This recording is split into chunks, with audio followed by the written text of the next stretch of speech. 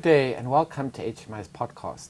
Today we have the pleasure of speaking with Mr. Andy Kurfürst, who is Vice President of the Emirates Culinary Guild and also Executive Chef and F&B Manager at the new Marriott Resort Hotel in Salalah in Oman. Chef Andy, as you're affectionately known. Yes, sometimes even Mr. Chef Andy, but I prefer Chef Andy. Very nice that you've taken the time to chat with us. Thank you. Can we talk today about the importance of a good relationship between kitchen and service? Of course, it's critical, I think, the relationship between kitchen and service.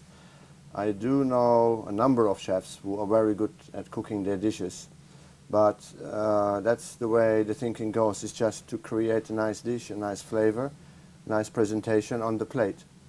But then, of course, it goes a step beyond that, because now the service has to come pick it up and carry it to the table, so that the customer will get the same dish presented the way the chef created it. So there's a lot of things involved, including timing, so that when the dish is ready, the service will come and pick it up, so it's not cold. And for the chef also, when they work on presentation, there was a time when dishes were built up into towers and lots of decoration, garnishes on, so it will not fall over. So it's been by simply carrying from one place to another, from the kitchen to the restaurant, it be sort of destroyed and the presentation is gone, kind of thing. So it's really critical that kitchen and service work together, because the customer wants to have the complete experience. When he comes into the restaurant, the timing, the welcoming, the escorting to the table, the menu, ordering the food, and then expecting the food to come on time and presented in the correct way. Temperature has to be there, flavor, and so on. So it's really, the teamwork has got to go together. So how does the kitchen department and the restaurant department work together? Yeah. Usually it depends, really. I mean, normally in the old days you have these two teams and they're almost working against each other, because the chefs don't like the service and the service don't really not keen on the chefs, because everybody thought it's him who bring in the business, not the other team. But as a matter of fact, it's complete. I mean, a complete experience. The guest wants to have 100%. And in my opinion, service is 50% and kitchen, the food itself, is 50% of the customer experience. So usually you have one person in charge, if it's a restaurant kitchen with a la carte, who does the coordination between kitchen and service. Usually the chef who does the pass, who checks the dishes for presentation, temperature. If all the dishes for one table, for instance, have come out at the same time, or if it's a table for 4, there's 3 dishes there, so one is still to come, so that they get picked up by the service at the right time. And then the service being also there into the kitchen and checking, are the items there, are they available, are they ready to being served. So what advice would you give to chefs and restaurant managers? Really, don't forget the restaurant, and for the restaurant managers also work with the kitchen, because each team has their own challenges. I mean, the kitchen, the ingredients, the cooking, the timing, so that every dish is prepared at the last minute, so it's fresh, it's hot. And then, of course, the service, who face the guest. Because if the customer is not happy, he will take it out on the service staff, who feel, well, if the customer is not happy with the dish, it's not my fault, it's the kitchen fault. But I'm the one getting the heat.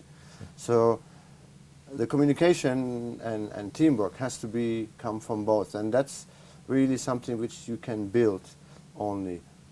Of course, building teams, it's something which takes time. Some people it comes quicker, some people takes a little bit longer, but it's definitely crucial to have a team and to work together. And again, communication, asking questions. For instance, the service staff, I had one restaurant manager, French gentleman, Dominic, and he was one of the best restaurant managers I ever worked with, because his communication flow, we have regular guests, they come again, their desires. He came in the kitchen, told us, so chef, which item need to move, what we have special, and he would sell that within a few minutes, a few hours of service time. And then everything runs smoother. It flows. The kitchen operations run smoother. There's no discussing, no arguing. Because again, of course, priority is the customer to begin with. It all depends on him. So if the teamwork is there, the communications are open, the information flows faster, flows better, and the product will be better. So it's really talking, sitting together. I mean, sometimes we do meals together, like when we have new menus coming in. We invite also the restaurant staff to introduce them to the menus so they get to know what the dishes are, where they come from, how long it takes for them to be prepared. So again, that they're aware of all the challenges of the kitchen. And at the same time, they bring out their challenges. Chef, how can I carry this one? So maybe we work on the dishes to an extent that everything runs and flows smoothly. Now, you've been talking a lot about, restaurants. What about if we talked about events?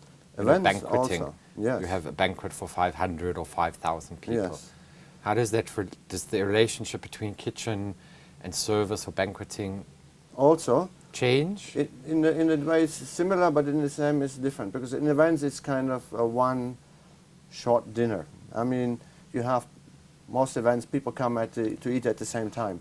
So there also the information we get, but then it's usually not restaurant managers, it's events coordinator or the person in charge. And he has to get us the same information that, for me, for instance, when we get requests for functions in, I ask the first thing, who's our client, what's the occasion, and who's the customer? Because I had already many times, a few times, when organizers come, they organize the functions from another company, and they have certain requests. They would like to have beef or something for their guests. I'm fine with that, no problem. But then when the guests are coming, I find out it's all Indian nationals. So Indian nationals, 50% don't eat beef, and the other 50% is vegetarian. So I find out who's the customers, who's coming actually to eat the dinners, the timings, the events, the whole flow. So again, the information's got to be there so we can act accordingly, time-wise. And so, again, kitchen, food preparation is always, it's got to be sort of not last minute, but really close to the actual eating period. We can't put the buffet out 2-3 hours before they actually went, because the salads will wilt, the gelatine will melt or something like this. So it's really crucial communication as much as possible. And of course also relevant information. And sometimes some information may not seem relevant to another person, but maybe it is to the kitchen. So crucial talk, sit together and plan events together at the same time, Because there are certain questions chefs have, which the events coordinator might not think of at the time, but for chef, he will come. Then we have to go back, rectify, change situation. So it's really information always team. And it goes for that for the whole hotel. I mean, for me, it's always like the kitchen on the service is a bit like an army. You have a general, and then you have the troops, you have the lieutenants, which are the supervisors, and then you have the ground staff, the foot soldiers, and so.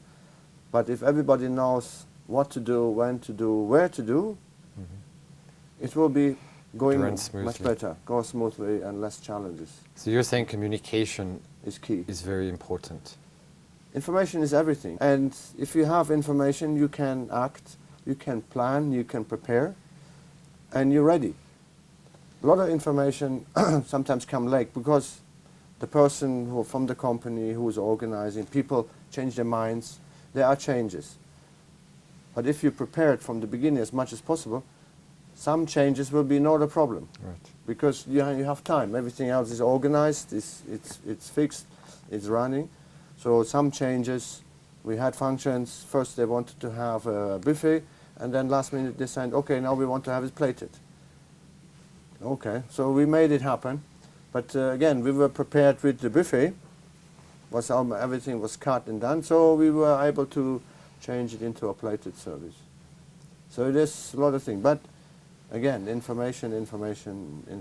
So what advice, you know, I talk from experience from event planning. You know, you have guests sitting down and the main course is coming out and suddenly one guest says, I'm allergic to whatever, I'm vegetarian, I'm non-beef. You know, and you run into the kitchen worried of the kitchen knives, you know, that flying. happens, but again, certain amount comes down to experience, past experience. But again, if you're prepared for everything, and for us chefs also, we have to be prepared. Nowadays, more people do have allergies, certain all kinds, lactose, gluten, diabetes. So again, the bigger the function is, the more people, the more chances are that there will people affected by certain disabilities or handicaps. So we must be ready for that. For me, when any functions I do have vegetarian meals prepared, even if there's no request, because I know there might be 1 or 2 people coming, and then so we're ready. Now, if we can ask that information beforehand from the organizer, but again, if there's a function for 500 people, the organizer will not ask all 500 people. Right. It will come up to a certain extent. If we can get the information, better. But also being prepared just in case. Because again, the customer who is vegetarian and says, like to have a vegetarian food, and he has to wait now 2 hours. It's not nice, and our image will be less because we were not ready. But if we can produce a fantastic meal, vegetarian course, within a couple of minutes, the customer will say, wow, Correct. This is nice. I know I last minute, but they were ready, and that's something great. So it's sort of anticipating also, of the course, needs of the it depends. customer. Yeah, I mean, hospitality worldwide, there are certain preferences, certain dishes will come. For instance, in the Middle East, people eat meat well done all the time. So I cannot really serve nice, rare or medium cooked steaks. So we'll ask the people who is coming. So I know all Europeans coming. Okay, I can cook medium well. If I know it's all Arabic people coming, definitely all well done. Right. Anticipation, experience, communication.